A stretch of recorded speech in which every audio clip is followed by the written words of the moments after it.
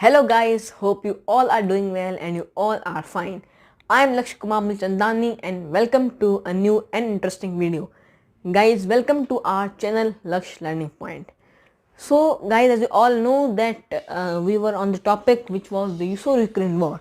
In my previous video, I have told you that we are going to start one series on a YouTube channel, and the name of that series will be the Russo-Ukraine war, and I have uploaded the first video of that series also on my channel. So if you haven't watched our previous video, first of all watch this. So guys, first of all I want to tell you that it's a lot of late. I know that I am uploading this video after a lot of time. I have done very late, but guys, there was a lot of reasons, a lot of issues over there, exams, schooling, coaching subjects, and means all that stuff. So that's why I was a lot of busy.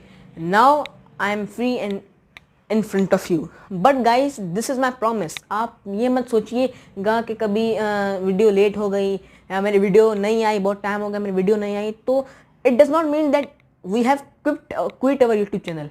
हम अपना YouTube channel कभी quit नहीं करेंगे. Videos, this is my promise, ये मेरा आपसे promise है. Videos हमेशा आती रहेंगी यूट्यूब चैनल पे, हमेशा वो वीडियोस आती रहेंगी और ये हम कभी भी वीडियोस अपलोड करना क्विट नहीं करेंगे. अब वो लेट सेट हो जाती है, so that's why I apologise you. And one more thing which I want to tell you that guys, I have observed one thing that अगर आपने हमारी प्रीवियस वीडियो देखी होंगी तो उसमें ज़्यादातर आई टॉक इन इंग्लिश, मैं इंग्लिश में बात करता हूँ. But one thing which I have noticed that, देखिए मेरा एम क्या है, मेरा एम है, मेरा मकसद है कि आप मुझसे कुछ गेन कर सकें. इल्म है ना, वो इल्म बांटने से ही बढ़ता है. अब जो मेरे जो यूट्यूब चैनल का कंटेंट है वो है एजुकेशनल. अब मैं इंग्लिश में बोल रहा हूँ और मैंने वो नोट किया कि ज़्यादातर most of the people can not understand it. बहुत सारे लोगों को इंग्लिश समझ में नहीं आती. I am not criticising any one, I am just saying in a neutral way that most of the people can not understand English. तो ऐसी वीडियोस बनाने का क्या फ़ायदा. So that's why I thought that from now onwards हम उर्दू में ही videos बनाएंगे. Somehow English we can speak, but most of the time I will speak in Urdu, ताकि ज़्यादा से ज़्यादा लोग समझ पाएँ, ज़्यादा से ज़्यादा लोग जो मैसेज में कन्वे कर पा रहा हूँ वो ज़्यादा से ज़्यादा लोगों तक पहुँच सके, वो मैसेज मेरा कन्वे हो सके. So these two things which I have to tell you in this video. So now without wastage of any time, let's start our today's video with the name of the Almighty, the God. But guys, one thing which I have to tell you that आपने अगर हमारी previous video नहीं देखी, हमारी जो पिछली video थी वो भी इसी पर ही थी, द यूक्रेन वॉर पर भी थी, उसका मैंने पार्ट 1 अपलोड कर लिया था. तो अगर आपने वो नहीं देखी तो पहले उस वीडियो को जाके देखें, फिर ही इस वीडियो को देखना. Because if you haven't watch that our previous video तो आपको ये वीडियो समझ में नहीं आएगी. बिकॉज जो इस वीडियो के जो टॉपिक्स हैं वो टॉपिक्स मैंने ऑन द बिहाफ ऑफ पिछली जो वीडियो थी उसके बिहाफ पर ही मैंने ये टॉपिक्स लिए हैं, इस वीडियो के टॉपिक्स लिए हैं. तो पहले प्रीवियस वीडियो आप वॉच करें. Link I am giving in description, मैं डिस्क्रिप्शन में लिंक दे दूंगा, इजीली आप वॉच कर सकते हैं. So now I hope that you will watch that video if you haven't, and the people who have watch that video उनके लिए भी एक चीज़, मैं एक बात बोलना चाहता हूँ कि अब everyone knows that it's very late, हम बहुत लेट वीडियो अपलोड कर रहे हैं. तो इस वीडियो में मैं आपको छोटा सा एक ओवरव्यू दे दूंगा कि हमने पिछली वीडियो में क्या पढ़ा था, ताकि जो मेमोराइज आपका थोड़ा जो रिवाइज हो जाएगा, कि जो एक समरी आपको मिल जाएगी, तो फिर उसके बिहाफ पे हम इजीली आज का टॉपिक है उसे कवर कर पाएंगे. सो नाउ मूविंग फर्दर, ये हमारा सिलेबस है. This syllabus I have showed you in my previous video. आपने प्रीवियस वीडियो में देख लिया था ये सिलेबस. इस सिलेबस में हमने 5 टॉपिक्स में डिवाइड किया था द रूसो यूक्रेन वॉर को, जिनमें से 3 टॉपिक्स हमने अपनी पिछले वीडियो में कवर कर लिए थे. अब इन 3 टॉपिक्स को हम एक दोबारा से एक समरी के रूप में देख लेते हैं. सबसे पहले हमने क्या डिस्कस किया था, इंट्रोडक्शन डिस्कस किया था, historical background of Russo Ukraine war. Historical background में मैंने आपको बताया था कि रूसो यूक्रेन वॉर क्या है, what is Russia, what is Ukraine, and all that stuff, what were rats, what were rights, who was Vladimir Lenin, and who was Nicholas II, how many wars were there, each and everything, each aspect we have discussed in historical background of Russo-Ukrainian war. Then we have discussed the formation and collapse of USSR. And guys, एक और announcement जो मैं बोलना चाहूँगा कि जो second और third topic है, ये टॉपिक जो है ये फंडामेंटल टॉपिक्स हैं हमारे इस वीडियो के, हमारे इस सीरीज़ के फंडामेंटल टॉपिक्स हैं. Formation and collapse of USSR, दूसरा कौन सा है, world war 2 and cold war and space race. ये 2 टॉपिक्स हैं, ये बेस हैं हमारे इस वीडियो के, जो कि हम अपनी प्रीवियस वीडियो में डिस्कस कर चुके हैं। तो प्रीवियस वीडियो देखें, उसमें ये टॉपिक्स आप समझें। हमने यूएसएसआर की जो फॉर्मेशन पढ़ी थी कि कैसे 15 रिपब्लिक्स थे, उन्होंने यूएसएसआर को ज्वाइन किया, कैसे यूएसएसआर बना फिर आगे चलकर, और फिर उनकी क्या इकोनॉमी थी, फिर वो कोलैप्स कैसे हुआ, यूएसएसआर टूटा कैसे टुकड़ों टुकड़ों में। फिर हमने WW2 पढ़ी, वर्ल्ड वॉर 2 पढ़ी, वर्ल्ड वॉर 2 क्या थी, किसके बीच हुई, उसमें क्या क्या नुकसानात हुए, each and everything, her dimension हमने उसका क्लियर कर दिया। कोल्ड वार फिर आई, कोल्ड वार किसके बीच में लड़ी गई थी, यूएस एंड यूएसएसआर के बीच में लड़ी गई थी। गाइस मैं आपको छोटी सी समरी दे रहा हूँ ताकि आज का टॉपिक आपके माइंड में फिट हो जाए, आप कुछ मेरी वीडियो से गेन कर सकें।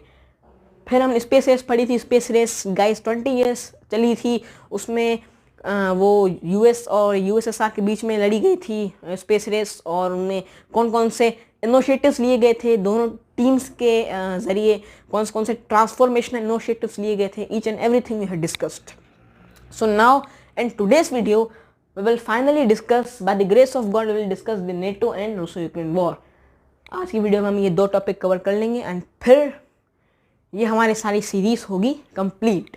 So now guys I have told you the format of today's video, ऐसी ही कुछ हमारे आज की वीडियो होगी। नाउ इट्स योर रिस्पॉन्सिबिलिटी, आपका फर्ज बनता है कि you have to like this video if you find this video helpful, and for more videos subscribe to the YouTube channel. So now without any wastage of time, format आपको समझ में आ गया। Now let's move further on the main topic. So now अब पहले हम starting देख लेते हैं। अब जब आप मेरी स्टार्टिंग देखेंगे तो देखिए मैंने स्टार्ट किस पॉइंट से किया है। मैंने स्टार्ट किया है according to the first policy of former Russian president Michael Gorbachev. अब इसीलिए मैंने आपको बोला कि प्रीवियस वीडियो वॉच करें।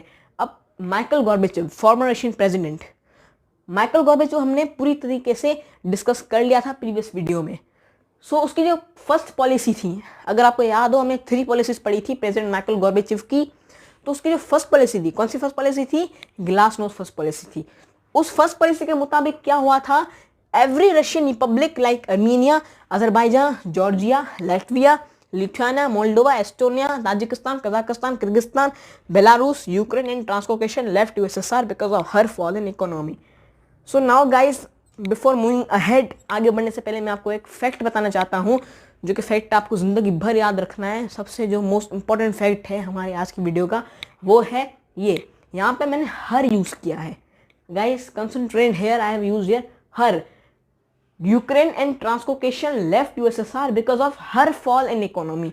नाउ मैंने यहाँ पर रशिया की जो यूएसएसआर की इकोनॉमी है उसके लिए हर यूज़ किया है।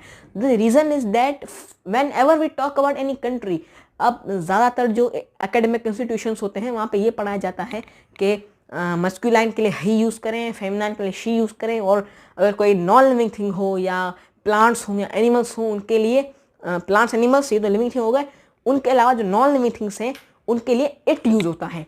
बट ये एक फैक्ट है कि whenever you are talking about any country तो आपको फेमिनाइन वर्जन यूज़ करना है, मतलब शी या तो हर यूज़ करना है। So now from now onwards whenever you write any essay और पीसी राइटिंग और पैराग्राफ राइटिंग, इस चीज़ का आपको ध्यान रखना है। Now let's move on the topic. अभी प्रेसिडेंट माइकल गॉर्बेचेव, ये जो पॉइंट पढ़ने के लिए, ये पॉइंट समझने के लिए हमें पहले ये समझना पड़ेगा ग्लासनोस्ट पॉलिसी थी क्या। सो गाइस अभी मैं आपको एक छोटा ओवरव्यू दे देता हूँ। हमने पिछली वीडियो में ग्लासनोस्ट पढ़ लिया था पूरी डिटेल में। ग्लासनोस्ट पॉलिसी क्या थी, ग्लासनोस्ट की मीनिंग ही फ्रीडम होती है। Glasnost means freedom. अभी जो ग्लासनोस्ट पॉलिसी थी उसमें क्या हुआ था, उसमें जो प्रेसिडेंट माइकल गॉर्बेचेव थे उन्होंने क्या किया था, 4 डायमेंशंस दिए थे इस पॉलिसी के। ग्लासनोस्ट के 4 डायमेंशन दिए थे। डायमेंशन नंबर 1 क्या था, freedom. Everyone have right to live freely, सबको आज़ादी से रहने का हक है, ये फर्स्ट डायमेंशन था। सेकंड डायमेंशन क्या था कि political prisoners should be released.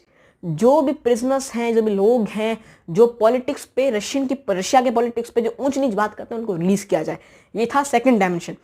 Third dimension है वो कौन सा है कि newspapers can print criticism on government.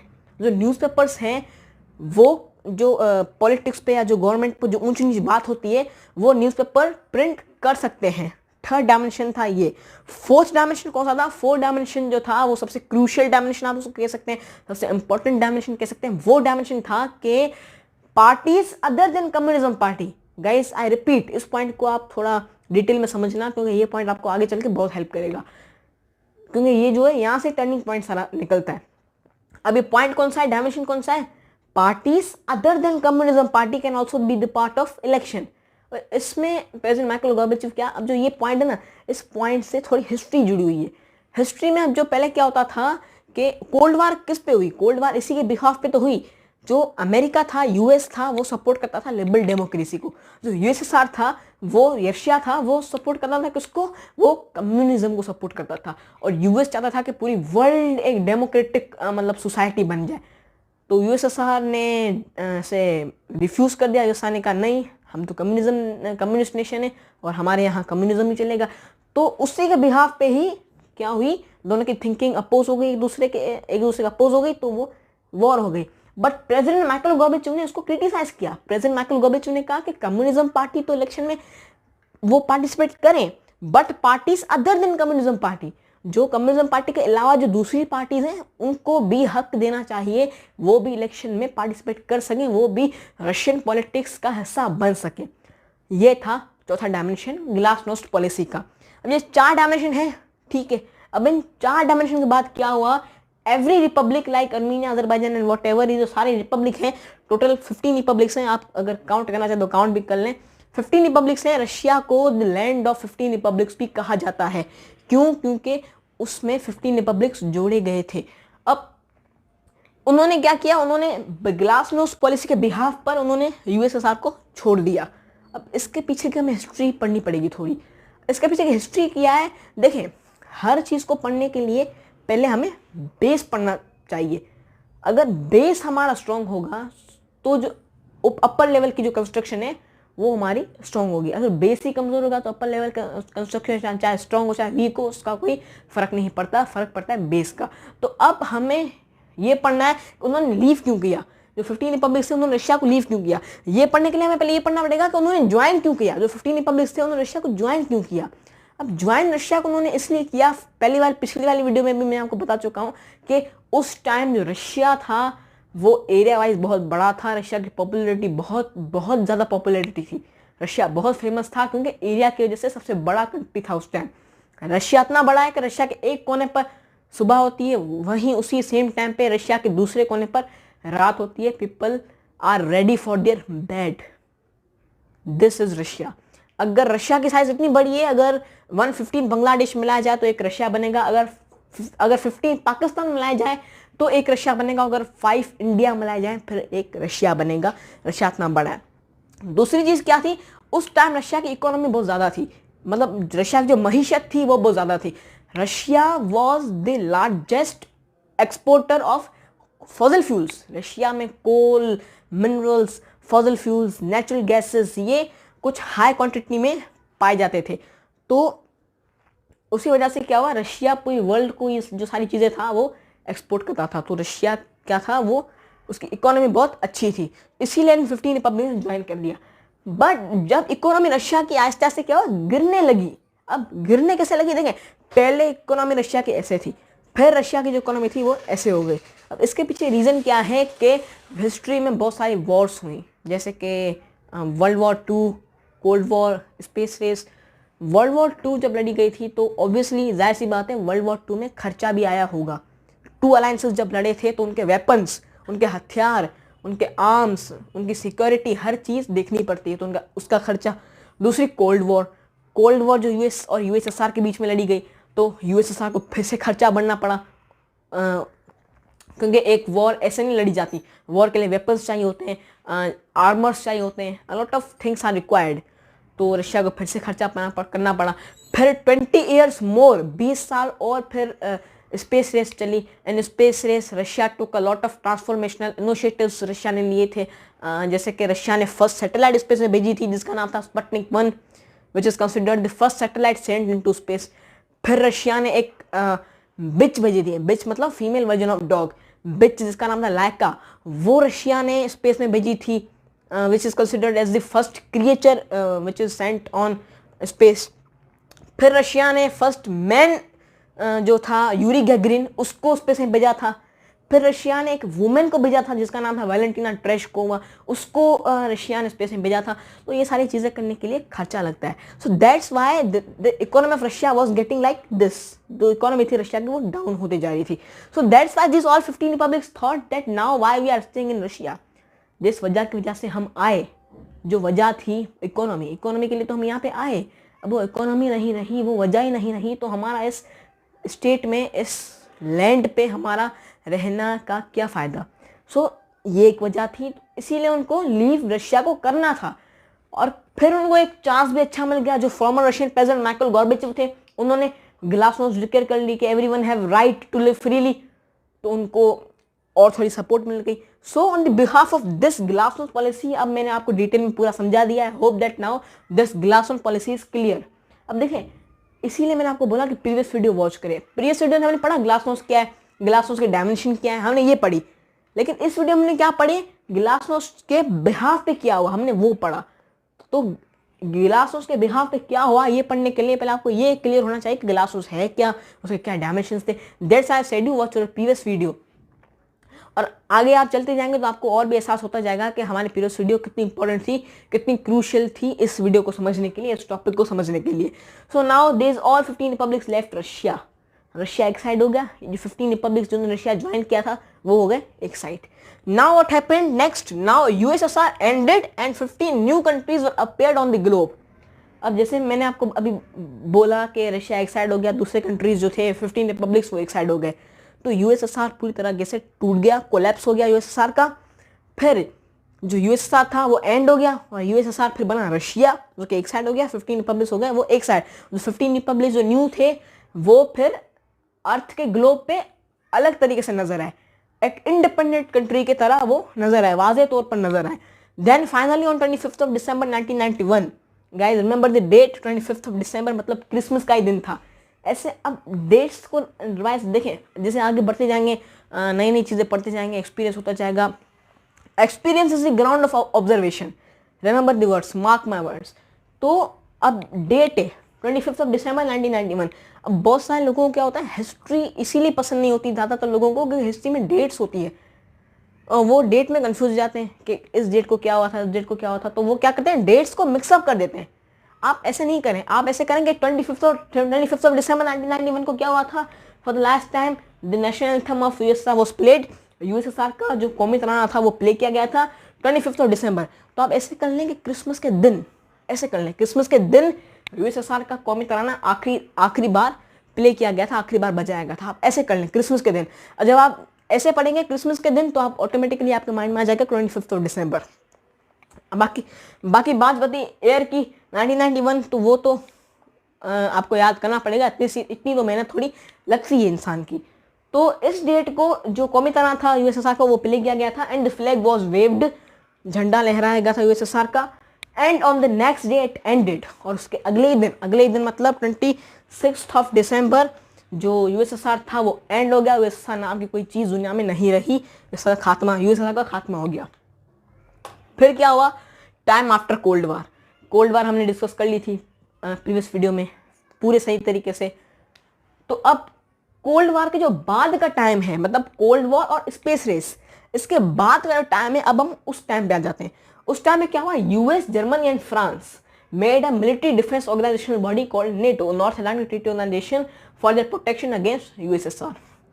अब देखें यूएसएसआर हो गया एक साइड, और जो यूएसएसआर के जब अपोजिशन में बहुत सारे कंट्रीज आ गए। कैसे, जो 15 रिपब्लिक्स है जिन्होंने यूएसएसआर छोड़ा वो एक तरफ हो गए, मतलब वो यूएसएसआर के अपोज हो गए। यूएसएसआर ये नहीं चाहता था कि वो 15 रिपब्लिक यूएसएसआर को छोड़ें, यूएसएसआर वो नहीं चाहता था, तो मतलब वो क्या हो गए, लेकिन उन्होंने छोड़ा।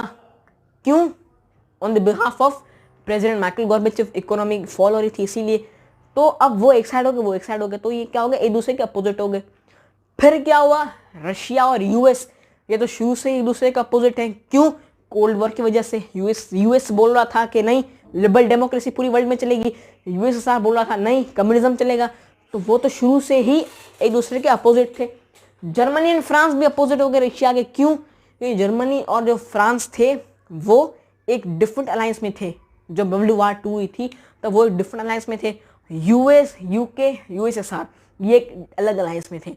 तो इन दोनों के जो अलायंसेस थे वो अलग अलग थे, तो वो भी यूएसएसआर के अपोज हो गए। तो अब कौन कौन यूएसएसआर अपोज हो गया? यूएस, जर्मनी, फ्रांस, ये तो अपोज हो गए यूएसएसआर के, लेकिन जो 15 रिपब्लिक जिन्होंने एक साथ छोड़ा वो भी यूएसएसआर के अपोज हो गए। और फिर क्या हुआ, जब यूएस, जर्मनी और फ्रांस इन 3 कंट्रीज ने मिलकर क्या किया, made a military defence organisational body. उन्होंने मिलिट्री डिफेंस ऑर्गेनाइजेशनल बॉडी बना दी, जिसको उन्होंने क्या नाम दिया, नेटो नाम दिया, मतलब नॉर्थ अटलांटिक ट्रीटी ऑर्गेनाइजेशन। और ये किस लिए बनाई उन्होंने? ये उन्होंने अपनी प्रोटेक्शन के लिए बनाई। किसके अगेंस्ट बनाई? यूएसएसआर के अगेंस्ट बनाई। यहीं से शुरू होती है नेटो की कहानी। नेटो किसके अगेंस्ट बनी थी? यूएसएसआर के अगेंस्ट बनी थी। किसके जरिए? US, Germany, France. क्यों? क्योंकि इनकी प्रोटेक्शन की वजह से। अब क्यों उन्होंने उनको प्रोटेक्शन की ज़रूरत थी? क्योंकि वो यूएसएसआर के क्या थे? अपोजिट थे। तो उनको क्या था? खतरा था कि यूएसएसआर उन पर अटैक भी कर सकता था, उन कंट्रीज पे, उनके बिलीफ के मुताबिक। So we are neutral, we have to study whatever it is, so do not think like I am criticizing any nation or I am supporting any nation. We have to work like neutral being. Okay, so उनको खतरा था कि USSR पे attack ना कर दे as their according to their belief. तो उन्होंने ये ऑर्गेनाइजेशन बना दी। So now almost every country is the member of NATO but Ukraine wants to be. यहाँ से सारी कहानी चेंज होती है। अब यूएस, जर्मनी, फ्रांस ने तो बना ली, वो तो मेंबर बन गए नेटो के, लेकिन जो 15 रिपब्लिक जिन्होंने रशिया को छोड़ दिया वो भी नेटो के मेंबर बन गए। बट जो एक कंट्री जो अभी तक रहता है वो अभी तक नेटो का मेंबर नहीं बना, वो है यूक्रेन। पर यूक्रेन नेटो का मेंबर बनना चाहता है, but Russia do not want this. और रशिया यूक्रेन को अलो नहीं कर रहा। रशिया यूक्रेन को बोल रहा है कि नहीं यूक्रेन तुम नहीं जाओगे नेटो में, तुम नेटो के मेंबर नहीं बन सकते। यूक्रेन बोल रहा है नहीं मैं जाऊंगा नेटो, मुझे नेटो का मेंबर बनना है। यहाँ से ही सारी वॉर शुरू होती है and in last the war begins. यहाँ से ही वॉर शुरू होती है। ये है टर्निंग पॉइंट। सो गाइस देखें, ये है फायदा हमारी पुरानी वीडियो का, प्रीवियस वीडियो का। हमने प्रीवियस वीडियो में क्या एक छोटा सा ओवरव्यू लिया, और इस वीडियो में हम उसी के बिहाफ पे हम ब्रीफ स्टडी कर रहे हैं, डिटेल में स्टडी कर रहे हैं। अब रीजन हमें पढ़ने पड़ेंगे कि देखें यूक्रेन नेटो में जा रहा है, यूएसएसआर रशिया क्यों नहीं जाने दे रहा यूक्रेन को? इसके पीछे रीजंस क्या है? इसके पीछे रीजंस ये हैं, both countries roots are interconnected with each other. अब देखें यूक्रेन ने जब यूएसएसआर को ज्वाइन किया था तो जाहिर सी बात है वो दोनों एक यूनाइट हो गए थे एक साथ। तो जाहिर सी बात है वो इतने साल एक साथ यूनाइटेड होकर रह रहे थे, तो उनकी जो रूट्स थी वो तो इंटरकनेक्टेड होंगी, उनके जो कल्चर्स है, ट्रेडिशंस है, वो तो इंटरकनेक्टेड होंगे। अब मैंने आपके लिए एक छोटी सी एग्जाम्पल भी ली है। जो एग्जाम्पल है वो है president Michael Gorbachev's mother was from Ukraine and his father was a Russian citizen. सबसे बड़ा एग्जाम्पल है ये प्रेसिडेंट माइकल गॉर्बेचेव, जिसके बारे में हमने अपने प्रीवियस वीडियो में डिटेल में पढ़ा था।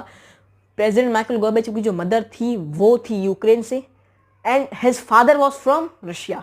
उसका फादर एक रशियन सिटीजन था। और फिर जब इन दोनों की मैरिज हुई, फिर जो प्रेसिडेंट माइकल गॉर्बेचेव था वो खुद कौन बना? And he himself was a Russian president. और वो खुद रशिया का प्रेसिडेंट बना, रशियन प्रेसिडेंट बना। सो ऐसे जो हैं वो रूट्स इंटरकनेक्टेड हैं। और जब ऐसे रूट्स इंटरकनेक्टेड हैं, फैमिलीज इंटरकनेक्टेड हैं, सो ऑब्वियसली कल्चर्स भी ऑल्सो इंटरकनेक्टेड, कल्चर्स भी इंटरकनेक्टेड होंगे, ट्रेडिशन भी इंटरकनेक्टेड होंगे, रीत रस्में रिवाज हर चीज़ इंटरकनेक्टेड होगी। लाइकवाइज अब मैंने यहाँ पे एक टाइप पे एक थोड़ा सा एक सेंटेंस भी लिख दिया है, likewise there would be many families which also affects culture of these two nations etcetera. अब ये तो मैंने आपको एक फैमिली की मिसाल दी, प्रेसिडेंट माइकल गॉर्बेचेव की, जो कि एक नोबल फैमिली से था, उसकी मैंने आपको एग्जांपल दी। ऐसी बहुत सारी फैमिलीज होंगी, जरूरी थोड़ी एक ही फैमिली हो, ऐसे बहुत सारी फैमिलीज होंगी, उनके कल्चर्स भी होंगे, ट्रेडिशंस भी होंगे, a lot of things will be there. That's why Russia is saying to Ukraine that now come towards me, be the part of me, do not say yes to NATO. NATO के member नहीं बनो, वापस मेरे पास आ जाओ। क्यों? क्योंकि हमारे जो रूट्स हैं वो इंटरकनेक्टेड हैं। I hope that the concept is clear to you. Now moving further, but Ukraine wants to join NATO anyhow and Russia can not allow this to Ukraine. अब यूक्रेन क्या कह रहा है? यूक्रेन कह रहा है कि मुझे एनी हाउ, किसी भी कीमत पे मुझे नेटो को ज्वाइन करना है। यूक्रेन के यूक्रेन का बिलीफ ये है, but Russia is not allowing Ukraine. Russia Ukraine को बोल रहा है नहीं, और यहाँ से क्या होता है? The war begins. यहाँ से सारी वॉर शुरू होती है ये होता है टर्निंग पॉइंट। इसीलिए मैंने आपको बोला कि हमारी प्रीवियस वीडियो आप देख लें, फिर ही आपको ये वाली वीडियो समझ में आएगी। नाउ आई होप दैट आप अभी आपको थोड़ा अंदाज़ा होता जाएगा कि हमारी प्रीवियस वीडियो कितनी क्रूशियल थी। अब हम पढ़ते हैं बायलैटरल टाइज। बायलैटरल टाइज मतलब दो तरफा ताल्लुकात।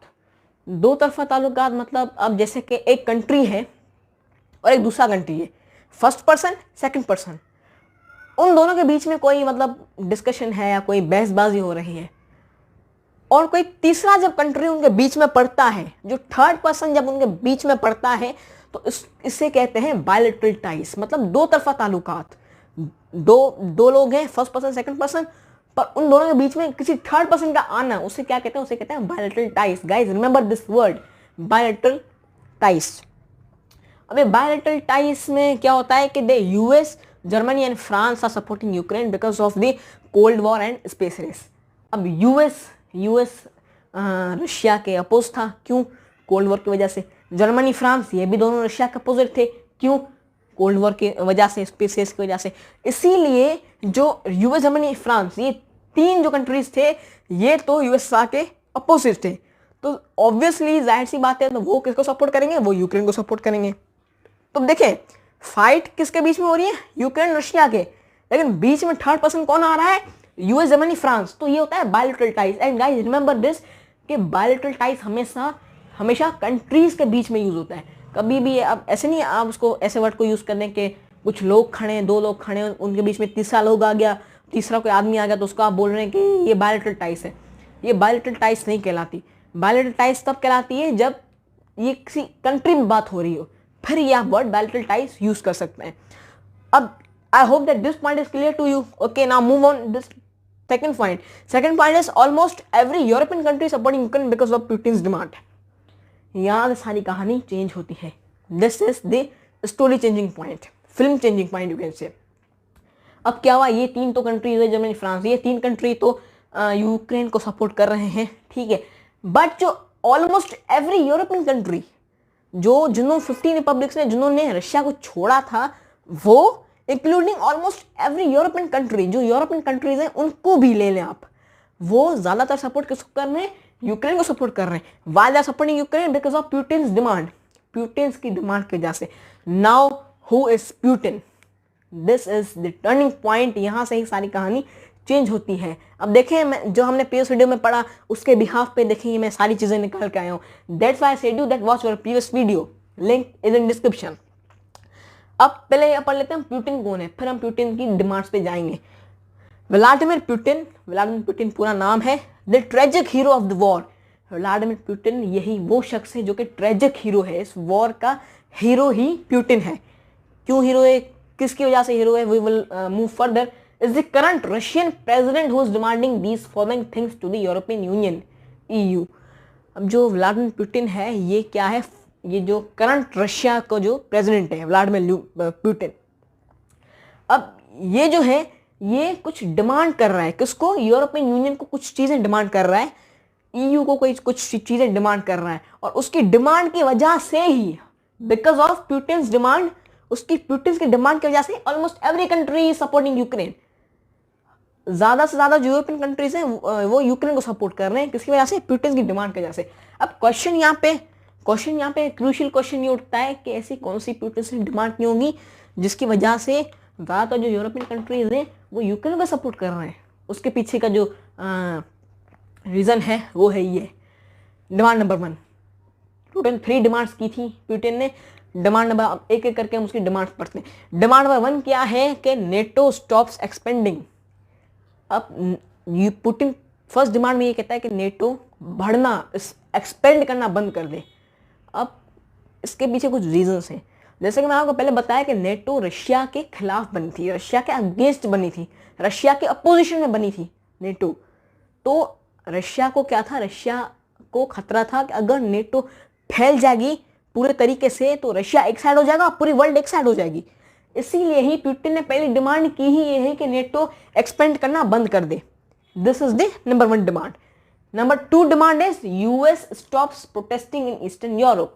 अब जो हमने पढ़ा बायलैटरल टाइज, अब जो व्लादिमीर पुतिन है वो उस चीज को क्या कर रहा है? डिक्लेयर कर रहा है। डिक्लेयर नहीं मतलब सॉरी, रिफ्यूज कर रहा है। व्लादिमीर पुतिन इस चीज को रिफ्यूज करा। व्लादिमीर पुतिन कह रहा है कि बायलैटरल टाइज को नहीं फॉलो किया जाए, इसको क्रिटिसाइज किया जाए। क्यों? अब पुतिन कह रहा है कि फाइट किसके बीच में है? यूक्रेन और रशिया, हम दोनों के बीच में फाइट है। तो अमेरिका और यूएस अमेरिका और वो फ्रांस जर्मनी जो 15 रिपब्लिक्स हैं वो क्यों बीच में आ रहे हैं? Who are they to interrupt? मतलब पुतिन के कहने का मतलब ये है, इस डिमांड का मतलब ये है। तो इस डिमांड के वजह मतलब ये सारा कहने के बिहाफ पे पुतिन क्या कह रहा है? पुतिन सीधा सीधा डिमांड कर रहा है कि US stops protesting in eastern Europe. US जो है वो ईस्टर्न यूरोप में प्रोटेस्ट करना बंद कर दे। मतलब ईस्टर्न यूरोप को सपोर्ट करना, उन जो यूक्रेन को सपोर्ट करना, उन वहाँ प्रोटेस्ट करना रशिया के खिलाफ वो बंद कर दे। ये this is the point number 2। Third demand थी वो कौन सी थी? Eastern Europe should be Soviet union. Guys ये सबसे जो है क्रूशियल डिमांड है ये, कि ईस्टर्न यूरोप जो है, पूरा ईस्टर्न यूरोप वो क्या बनना चाहिए? वो बनना चाहिए सोवियत यूनियन।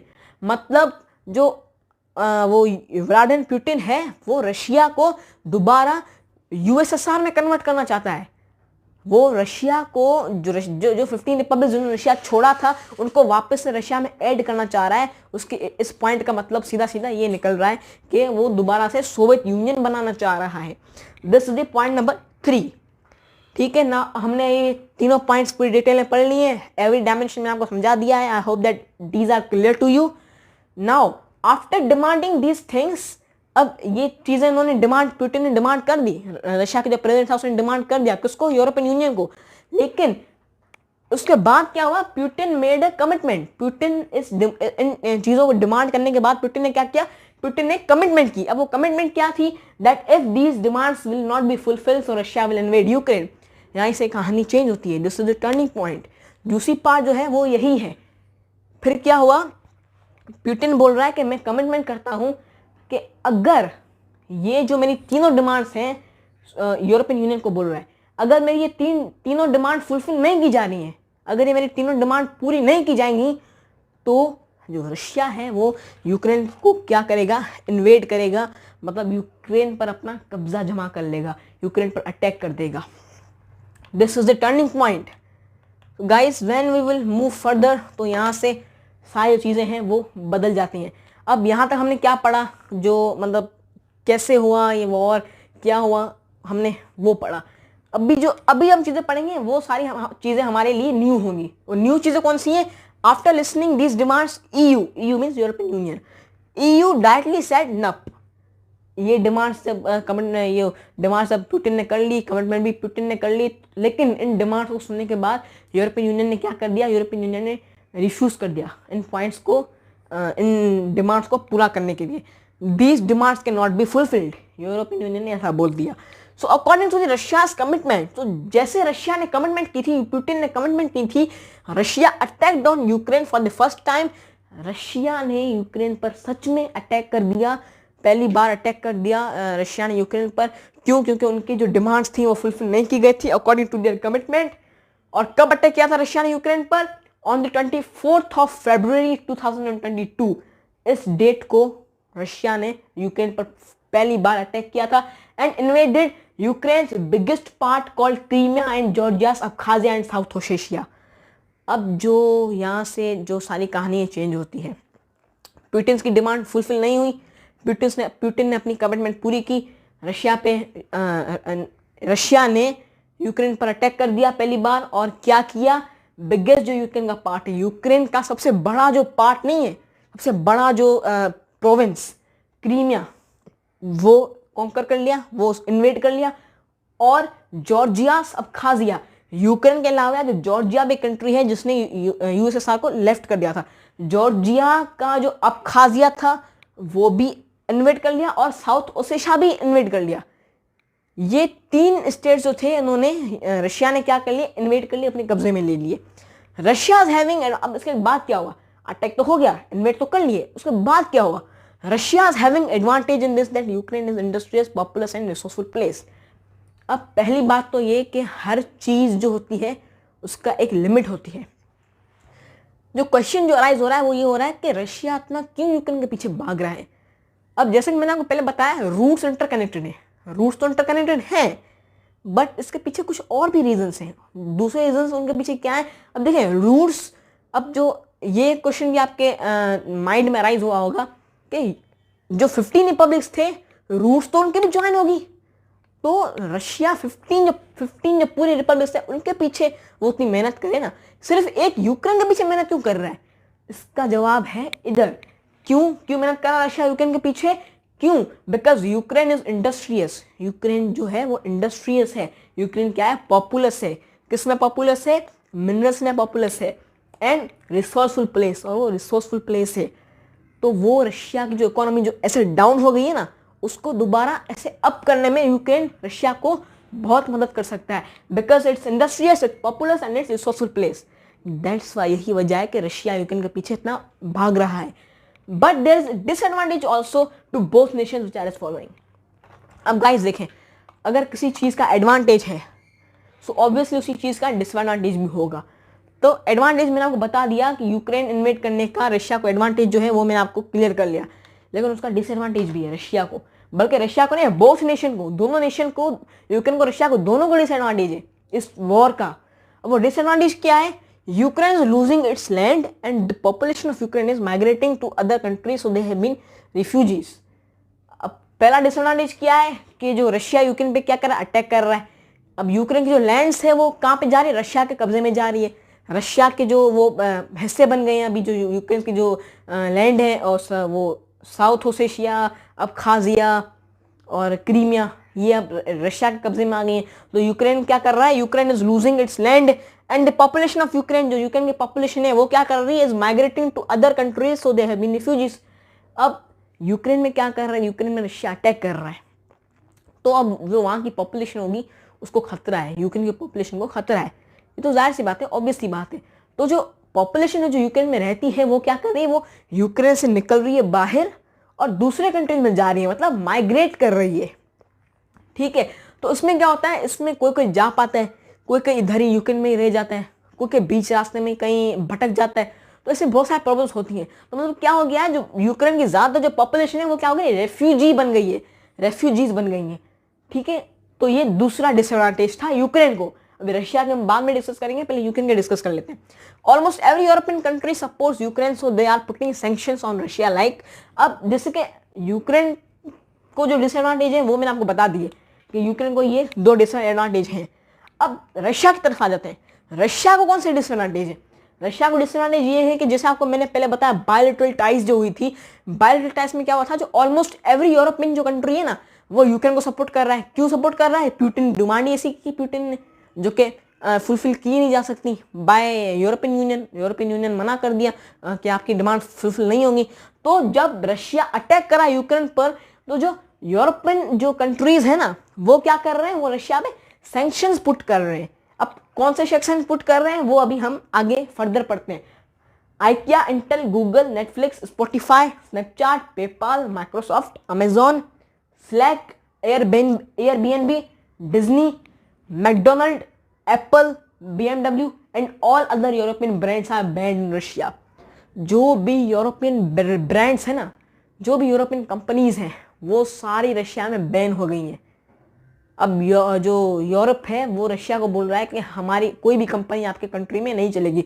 और जो ज़्यादातर जो मोस्ट जो व्यूड जो कंपनीज हैं, जो ज़्यादा से ज़्यादा चलने वाली कंपनीज हैं, वो है भी यूरोपियन कंपनीज, जिसके जो मैंने नाम लिखे हैं आप उनसे अंदाज़ा लगा सकते हैं। Google, Netflix, Spotify, Snapchat, McDonald, Apple, BMW, तो ये सारी रशिया में बैन हो गई हैं। अब आप यहाँ से अंदाज़ा लगाएं कि रशिया को क्या मतलब एक मुसीबत, क्या तकलीफ रशिया को अभी सफ़र उसे रशिया कर रहा है। नो ऑयल, गैस और कोल एक्सपोर्ट और इम्पोर्ट। रशिया किसके लिए रिसोर्सफुल है? रशिया में ऑयल, गैस, कोल और फॉसिल फ्यूल से ज़्यादा क्वांटिटी में, ज़्यादा मिकदार में ये वहाँ पे पाए जाते हैं। तो अब क्या यूरोपियन जो कंट्रीज़ हैं वो क्या कर रहे हैं? वो रशिया से ना इम्पोर्ट कर रहे हैं ना रशिया को एक्सपोर्ट कर रहे हैं। यूरोपियन यूनियन जो है और जो यूरोपियन कंट्रीज़ हैं, और या तो जो भी कंट्रीज़ हैं जो कि रशिया के ऑपोजिट हैं, नॉट यूरोपियन यूनियन, जो यूरोपियन यूनियन तो एक ऑर्गेनाइजेशन है, उसको छोड़ें, जो कंट्रीज़ हैं, जो भी यूरोपियन कंट्रीज़ हैं या जो डिफरेंट कंट्रीज़ हैं जो रशिया के ऑपोजिट हैं, वो क्या कर रहे हैं, वो रशिया को ना कोई चीज़ इंपोर्ट कर रहे हैं, ना ही रशिया से कोई चीज़ एक्सपोर्ट कर रहे हैं, ना ही रशिया से कोई चीज़ ले रहे हैं। और even visa, master card aren't used in Russia and even the system of credit and debit cards is also banned।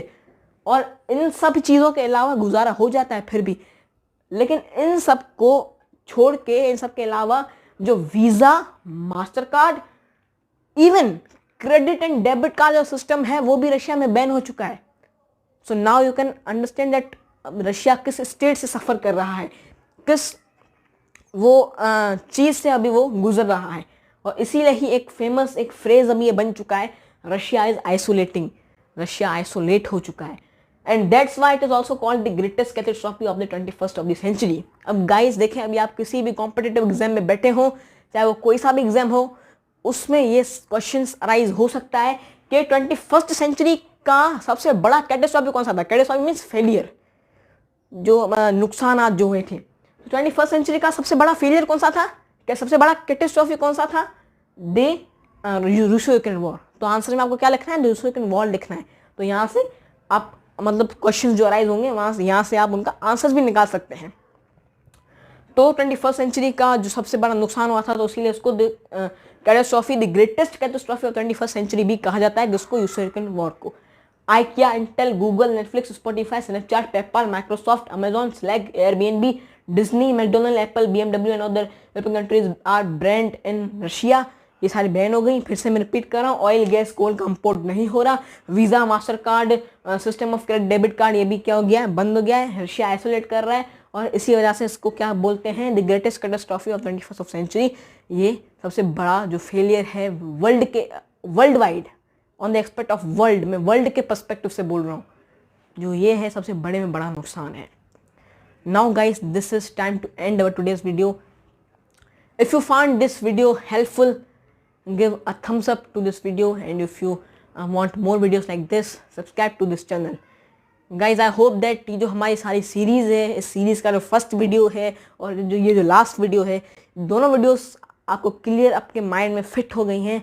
और आई होप अगर आपको मौका मिले किसी को एक्सप्लेन करने का, तो आप मुझसे भी अच्छा एक्सप्लेन कर सकें। Wish you all the best. Thank you so much.